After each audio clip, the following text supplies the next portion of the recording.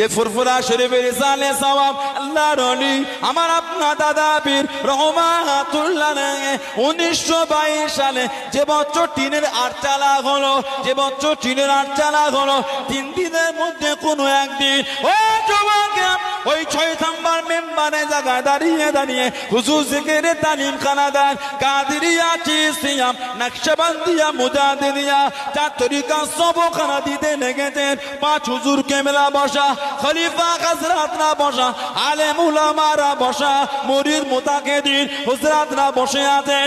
ও যুবক গোটা মাহফিলে কান্নার রোল উঠে গিয়েছে। আল্লাহর ওলি হযরত আব্দুল মামুন ফারুকী রহমাতুল্লাহ আলাইহি ইয়া রাসূলুল্লাহ ইয়া রাসূলুল্লাহ ইয়া রাসূলুল্লাহ ইয়া রাসূলুল্লাহ চিকবি গিয়ে দাঁড়িয়ে গেলেন।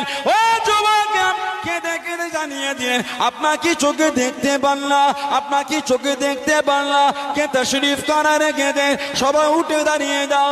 গোটা মাহফিলে কান্নার রোল উঠে গিয়েছে। কিছু কিছু মানুষ বেহুশে জমিনে পড়ে যাচ্ছেন। আল্লাহর ওলি হযরত আব্দুল মামুন ফারুকী কেঁদে কেঁদে জানিয়ে দিলেন ও যুবক হুজুর আমার জানিয়ে দিলেন আল্লাহ পাক আমাকে দেখাতে রেখেছেন আজকে মাহফিলে আল্লাহ নবী তাশরীফ খানা রেখেছেন। জোরে বলুন সুবহান, আর একটু জোরে বলুন সুবহান।